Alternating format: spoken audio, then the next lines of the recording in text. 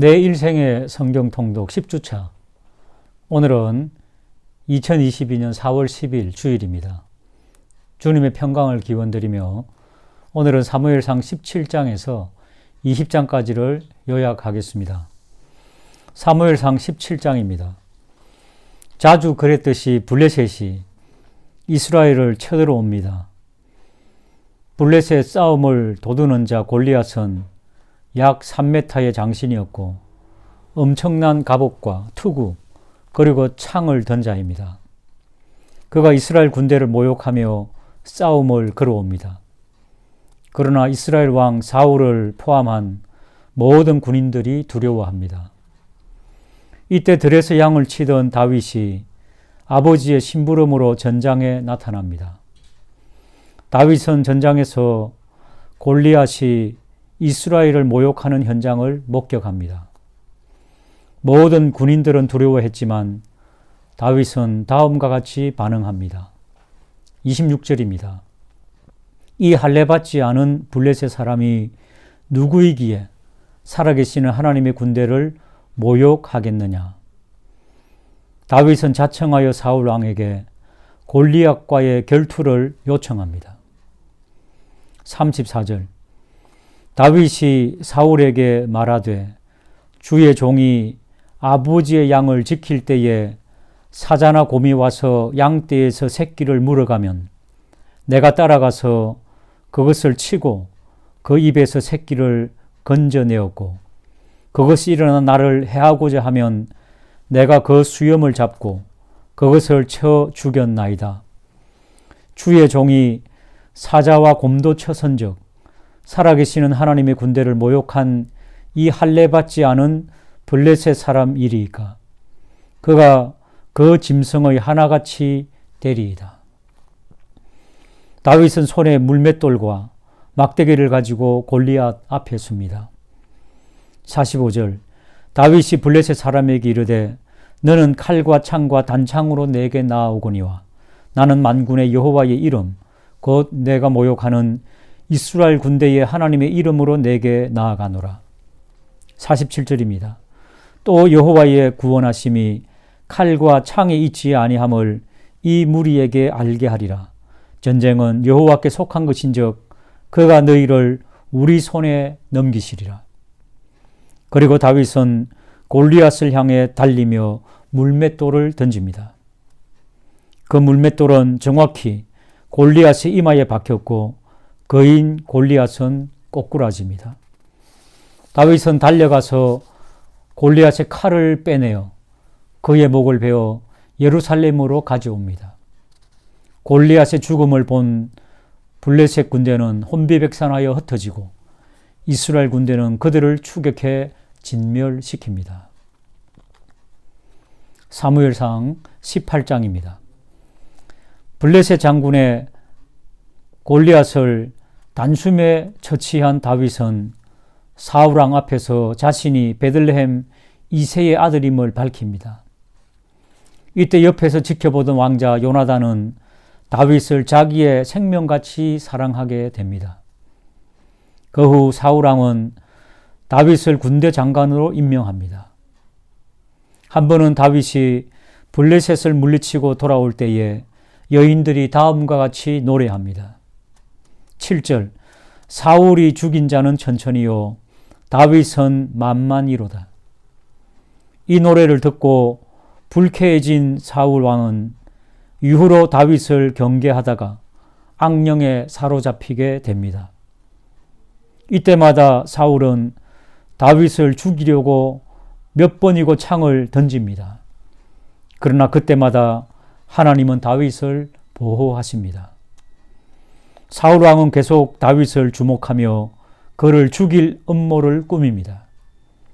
사울은 자신의 딸 미갈과 혼인시키는 조건으로 블레셋 사람의 표피 100개를 요구합니다. 물론 블레셋 사람과 싸우다가 죽게 하기 위한 음모였지만 다윗은 블레셋 사람 표피 200개를 바치고 그의 사위가 됩니다. 사울은 자신의 음모가 수포로 돌아가자 다윗을 더욱더 대적하게 됩니다. 사무엘상 19장입니다. 사울 왕은 이제 노골적으로 아들 요나단과 신하들에게 다윗을 죽이라 명령합니다. 다윗을 지극히 사랑하던 요나단이 부왕에게 아랜 말은 감동입니다. 4절과 5절입니다. 요나단이 그의 아버지 사울에게 다윗을 칭찬하여 이르되 원하건대 왕은 신하 다윗에게 범죄하지 마옵소서. 그는 왕께 덕죄하지 아니하였고 그가 왕께 행한 일은 심히 선함이니이다. 그가 자기 생명을 아끼지 아니하고 블레셋 사람을 죽였고 여호와께서는 온 이스라엘을 위하여 큰 구원을 이루셨으므로 왕이 이를 보고 기뻐하셨거늘 어찌 까닭 없이 다윗을 죽여 무죄한 피를 흘려 범죄하려 하시나이까. 아들 요나단의 충성스러운 직언에 사울 왕은 잠시 마음을 고쳐먹었지만 다시 악력이 사로잡히자 다윗을 죽이려고 단창을 던집니다. 가까스로 위기를 모면한 다윗이 집으로 오자 사울은 부하들을 다윗의 집으로 보내어 죽이려고 합니다. 이때 다윗의 아내는 기지를 발휘하여 다윗을 탈출시킵니다. 그 길로 다윗은 사무엘 선지자가 거주하는 라마로 피신합니다. 사무엘상 20장입니다. 다윗은 요나단을 찾아가 자신의 섭섭함과 위기에 대해 하소연합니다. 요나단은 다윗에 대한 아버지의 마음을 확인하기 위하여 다윗과 약조합니다. 마침 월초 3일 동안 사울 왕과 참모들이 식사하기로 되어 있는데 다윗은 참석하지 않기로 합니다. 만약 사울 왕이 다윗의 빠진 이유에 대해 물을 때에 사울 왕이 긍정적으로 반응하면 다윗은 안전할 것이고 화를 내면 다윗을 죽이기로 한 것임을 알고 다시 대책을 간구하자는 것입니다. 그러나 문제는 그들의 걱정대로 사울이 다윗을 죽이려고 한다는 것을 요나단은 확인하게 됩니다. 요나단은 다시 아버지에게 고합니다. 32절 요나단이 그의 아버지 사울에게 대답하여 이르되 그가 죽을 일이 무엇이나이까? 무엇을 행하였나이까? 그 후 요나단은 다윗을 안전하게 피할 수 있도록 최선을 다하고 그와 이별을 고합니다. 42절입니다. 요나단이 다윗에게 이르되 평안히 가라. 우리 두 사람이 여호와의 이름으로 맹세하여 이르기를 여호와께서 영원히 나와 너 사이에 계시고 내 자손과 너의 자손 사이에 계시리라 하였느니라 하니 다윗은 일어나 떠나고 요나단은 성읍으로 들어가니라. 아멘. 감사합니다. 사무엘상 21장부터 24장 말씀 요약하겠습니다. 21장은 다윗이 사울에게서 도망하여 놉 땅에 가서 제사장 아히멜렉을 만나게 됩니다. 그곳에서 진설병 곧 거룩한 떡을 먹고 자신이 죽인 골리앗의 칼을 얻게 됩니다. 그것을 도액이라는 사람이 보게 되죠. 다윗은 사울을 두려워하여 가드 왕 아기스에게 도망하였는데 그 신하들이 다윗은 그 땅의 왕과 같은 자가 아닙니까? 라고 왕 앞에서 고발할 때에 그는 두려워하며 미치광이 행세를 하고 그곳에서 빠져나오게 됩니다. 22장은 다윗은 아둘람 굴로 또 도망하였는데 그의 형제와 온 집이 그리로 내려왔고 환난당한 모든 자들도 그와 함께 있게 되었습니다. 거기서 또 모압 땅으로 피신을 하게 되죠. 사울은 신하들에게 다윗의 위치를 자신에게 알리지 않는다고 굉장히 분노하고 있었습니다. 그때 에돔 사람 도액이 사울에게 아히멜렉 제사장이 다윗 일행에게 진설병과 골리앗의 칼을 준 것을 고발하게 됩니다. 그러자 사울 왕은 아히멜렉과 다른 제사장들을 죽이게 되죠. 근데 아히멜렉의 아들 중 아비아달만 살아서 다윗에게 도망하여 생명을 구하게 됩니다. 23장은 다윗은 사울이 그렇게 쫓아오는 가운데서도 블레셋을 쳐서 그일라 사람들을 구원하게 됩니다. 그런데 그일라 사람들이 다윗을 사울에게 넘기려고 하죠. 그때 하나님의 크신 은혜와 인도하신 가운데 사울의 그 흉악한 손에서 벗어나게 됩니다. 다윗이 여러 광야나 골짜기에서도 사울이 매일 찾았지만 하나님이 그를 그의 손에 넘기지 않으셨습니다. 그때 광야에서 요나단을 만나서 자신이 왕이 될 것에 대한 이야기를 듣고 힘을 얻게 됩니다. 다윗은 23장에서 최종적으로 엔게디 요새에 머물게 됩니다. 24장은 사울이 또 다윗을 죽이기 위해 군사를 거느리고 엔게디 광야로 출병하게 됩니다. 사울이 동굴 속에서 잠시 쉴 때에 그 굴 깊은 곳에 다윗의 사람들이 있었는데 사울을 죽이지 않고 옷자락만 베고 그를 살려주게 됩니다. 하나님의 기름 부은 받은 자에게 손을 댈 수 없다는 것이었습니다. 그것을 다윗은 동굴에서 나온 그 사울에게 공개적으로 알립니다. 그것을 들은 사울은 자신을 선대한 다윗을 보고 감복하여 내가 반드시 왕이 될 것을 나도 안다라고 말씀하고 서로 맹세하고 이스라엘로 돌아가게 됩니다. 이상 사무엘상 21장에서 24장 말씀 마치도록 하겠습니다. 감사합니다. 4월 12일 성경 통독 본문은 사무엘상 25장에서 28장입니다. 25장은 다윗의 도피 생활 중 2차 도피기 때 겪은 한 사건인데 사무엘이 죽은 후에 갈멜 지역에서 만난 나발과 아내 아비가일과의 사건입니다.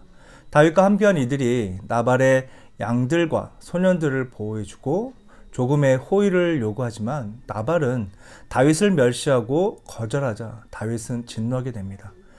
그 소식을 들은 아내 아비가일은 지혜롭게 다윗의 요구를 들어주고 용서를 빌려 다윗의 분노를 또 잠잠케 하게 됩니다. 그에 대해 또 다윗은 아비가일의 지혜를 또 칭찬해주고 있죠. 그리고 하나님께서 나발을 치셔서 다윗과 아비가일이 혼인을 하게 되었고 또한 이후에 아히노암을 아내로 취하는 다윗의 모습에 대해서 전하고 있습니다.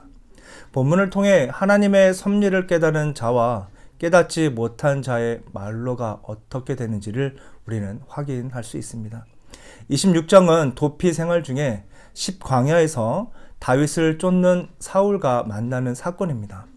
사울의 추적 소식을 들은 다윗은 용사 아비새와 함께 사울의 진영으로 몰래 들어가 사울을 죽일 수 있는 기회가 있었지만 그 기회를 버리고 사울에게 추적을 중지할 것을 요청하게 됩니다.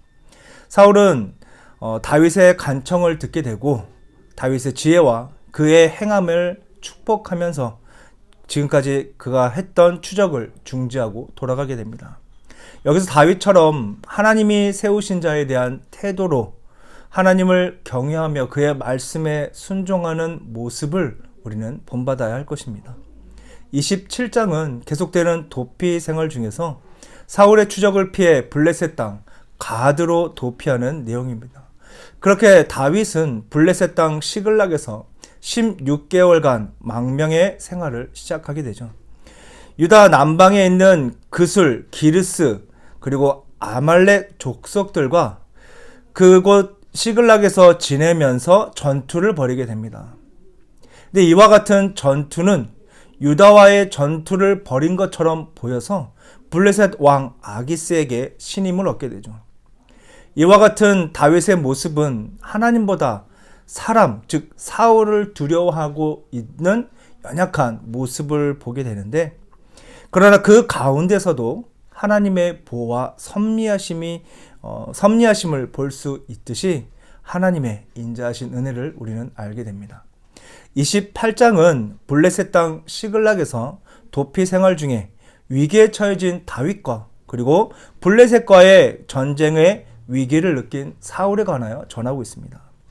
길보아 전투의 시작으로 블레셋 군대가 다윗과 함께 동행하기를 청하는 위기 속에 함께 진을 치는 다윗의 모습.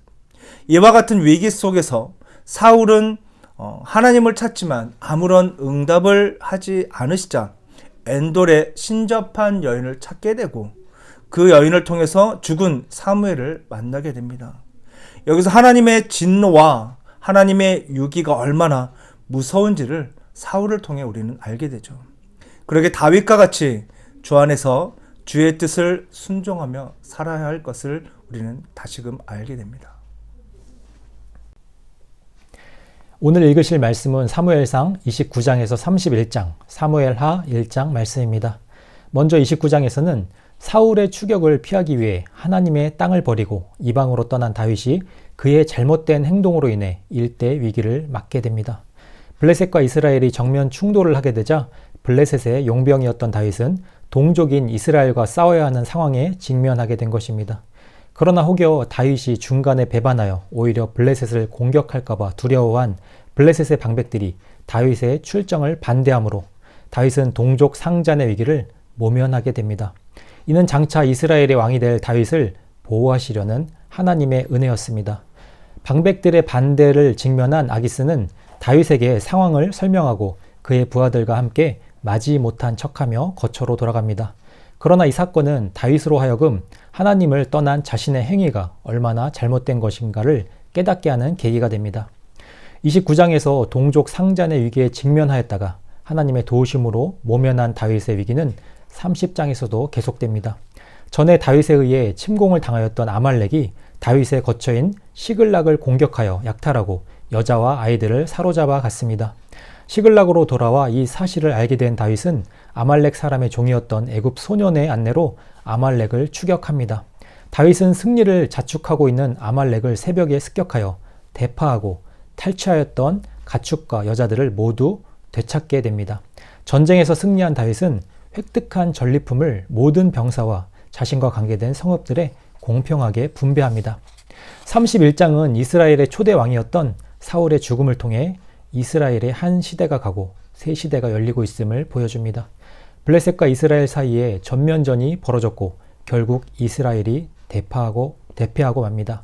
하나님이 이스라엘의 지도자인 사울을 버리셨으므로 결코 이길 수 없었던 것입니다. 또한 전쟁에서 패하여 도망가다 새 아들마저 죽음을 당한 사울은 상황이 절망적인 것을 깨닫고 자신의 칼 위에 엎드러져 자살하고 맙니다.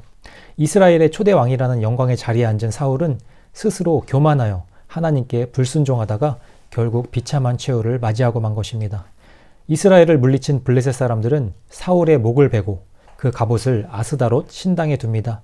이 소식을 들은 길르앗 사람들이 사울의 시체를 거두어 장사하고 7일을 금식하며 슬퍼합니다. 이로써 사울의 시대가 가고 다윗을 주인공으로 하는 새로운 시대가 열리게 됩니다.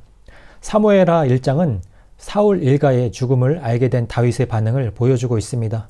아말렉을 진멸하고 시글락으로 돌아온 다윗은 이틀 후에 사울을 자신이 죽였다고 자처하는 아말렉 소년으로부터 사울 일가의 죽음을 듣게 됩니다. 이에 다윗은 자신의 옷을 찢고 심히 슬퍼하며 아말렉 소년을 죽입니다. 비록 정적이었던 사울이지만 그의 죽음을 진정으로 슬퍼하는 모습은 다윗의 인격을 잘 드러내줍니다. 그리고 다윗은 비록 하나님께 버림을 받았으나 용사였던 사울과 믿음의 친구 요나단을 찬양하는 노래를 직접 지어 책에 기록하고 후세에 남기도록 합니다.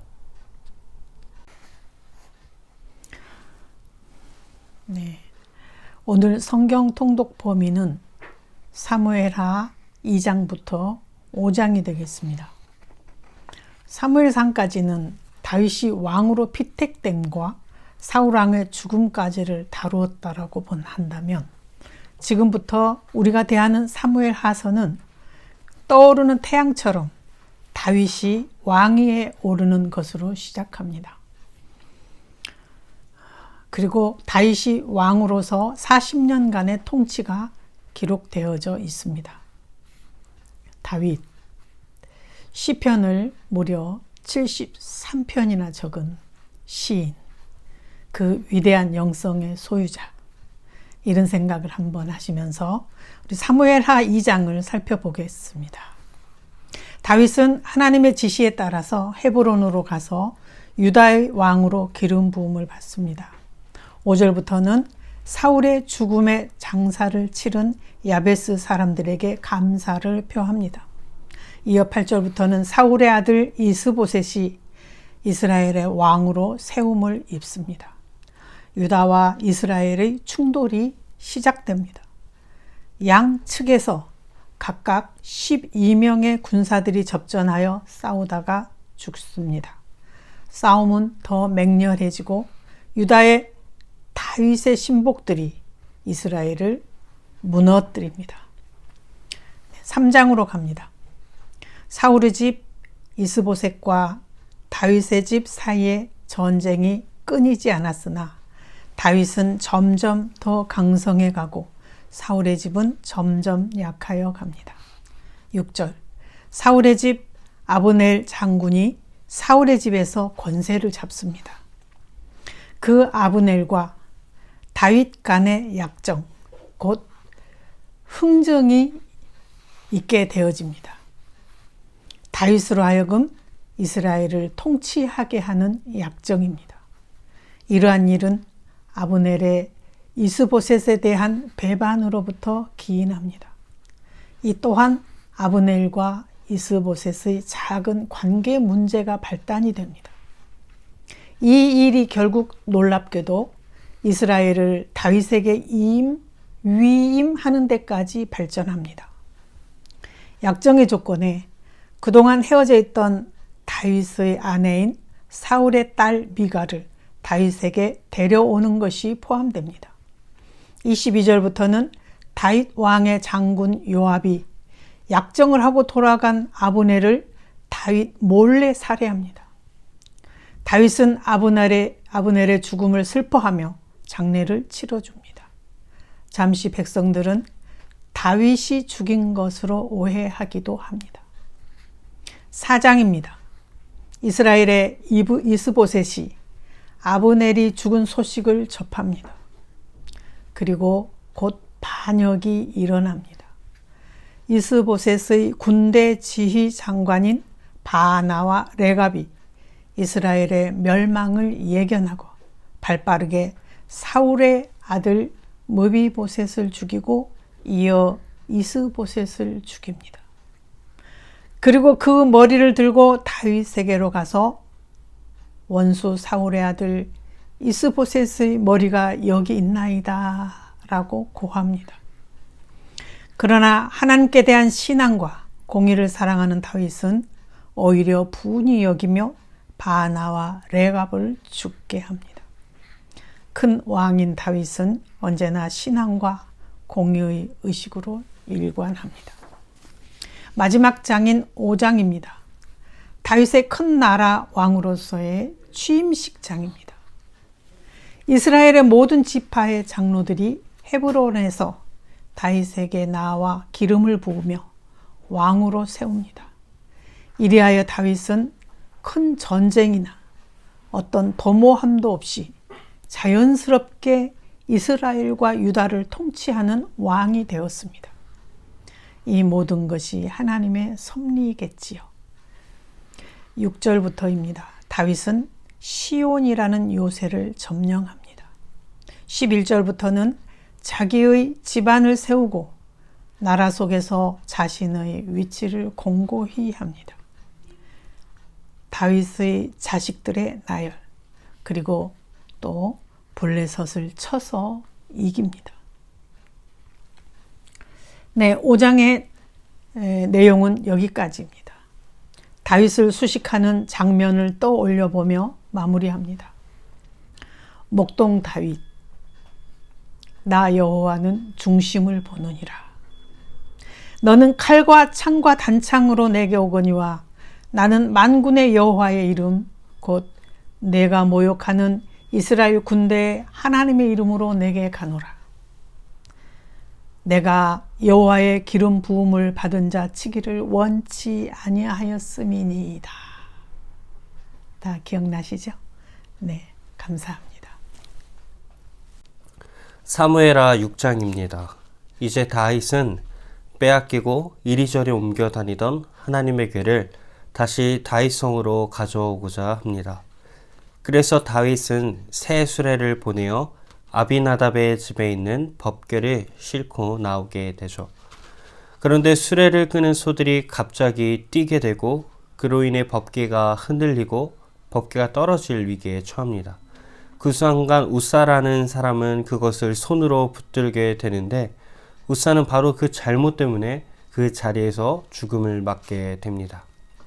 그래서 결국 다윗성에는 궤를 옮기지 못하고 하나님의 궤는 오벳에돔의 집으로 옮겨지게 됩니다. 그리고 성경은 이 집에 하나님의 궤가 있는 동안 하나님이 복을 주셨다고 이야기합니다.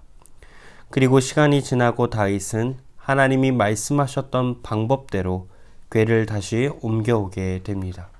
그리고 마침내 궤가 이렇게 다윗성에 도착하자 다윗은 기뻐하며 춤을 추고 즐거워하는 모습을 보여줍니다.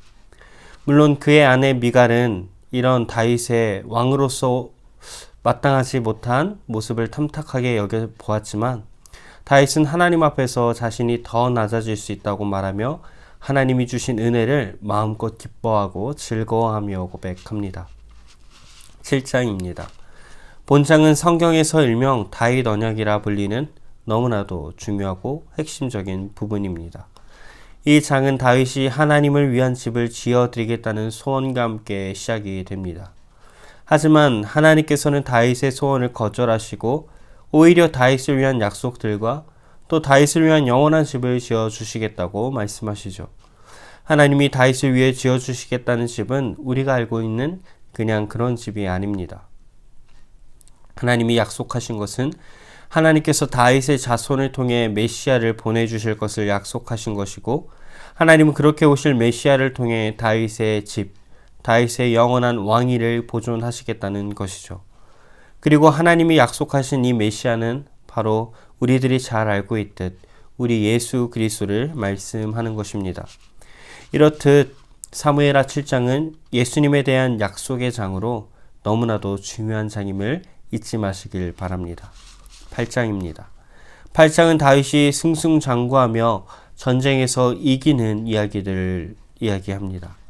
다윗은 먼저 오랜 원수 관계였던 블레셋을 항복시키고 또 이어 모압, 소바, 다메섹, 하맛, 에돔 등을 쳐서 항복시키고 국경을 확장해 나갑니다. 그리고 8장엔 이런 이야기들이 잘 설명이 되어져 있습니다. 그리고 본문 마지막에는 다윗의 행정 및 군사 조직을 소개하며 8장이 마무리됩니다. 이렇게 다윗이 외적으로 어디를 가든 이기고 또 내적으로는 행정과 군사 조직의 내실을 다질 수 있었던 것은 다윗의 능력이 탁월한 것이 아니라 하나님의 능력과 복이었음을 우리는 잊지 말아야 합니다. 9장입니다. 9장은 다윗과 그의 친구 요나단의 아들 무비보셋의 이야기입니다. 다윗은 무너진 사울의 집안에 혹 살아남은 자가 없는지 찾아봅니다. 그리고 그렇게 찾아낸 자가 바로 무비보셋, 자신의 친구였던 요나단의 아들이죠. 그리고 성경을 보니 그는 다리를 저는 자였습니다. 다윗은 이런 무비보셋을 궁으로 데려와 그에게 무서워하지 말라고 안심시켜주고 그의 아버지 요나단을 생각하며 그에게 은총을 베풀어 줄 것을 약속해 줍니다. 그리고 심지어 사울의 집안에 속한 모든 것을 다시 무비보셋에게 돌려주고 그리고 다윗은 더 나아가 무비보셋에게 자신의 아들들, 곧 왕자들과 같은 대우를 해주고 항상 왕의 상에서 먹으며 예루살렘에서 살 수 있도록 선을 베풀어 줍니다. 사실 당시의 왕들은 이전의 왕의 자손의 모든 씨를 말렸지만 다윗은 굉장히 신실하고 또 사랑이 넘치는 모습을 우리는 말씀을 통해서 확인해 볼 수 있습니다.